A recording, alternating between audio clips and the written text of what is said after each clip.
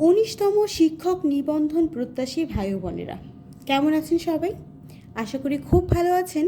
আর আপনাদের জন্য একটা বিশাল সুখবর হচ্ছে, আগামী 31শে মে 18তমদের শিক্ষক নিবন্ধন ভাইভা শেষ হতে যাচ্ছে।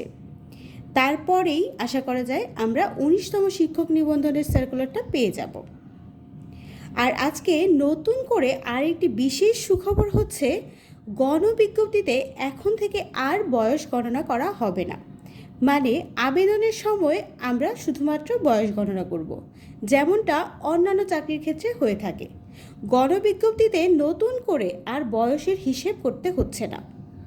তবে গত যে পরীক্ষাগুলো হয়েছে তেমনভাবেই হবে 18তমদের বয়সের হিসাব। তবে এটাও আশা করা যাচ্ছে যে ষষ্ঠ গণবিজ্ঞপ্তিতে 35+ যাদের বয়স হয়ে গিয়েছে তারাও আবেদন করতে পারবেন। আবার একটা নতুন গুজব ছড়িয়েছিল যে 19তমতে নাকি লিখিত পরীক্ষা আর থাকছে না, কিন্তু এসব কথায় বিভ্রান্ত হবেন না।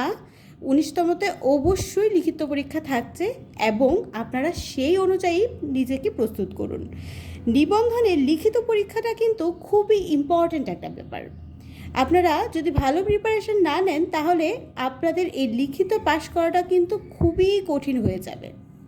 তাই এসব গুজবে কান না দিয়ে ভালো করে নিজেকে প্রস্তুত করুন, যেন আগামী শিক্ষক নিবন্ধনে আপনিও হতে পারেন একজন গর্বিত শিক্ষক।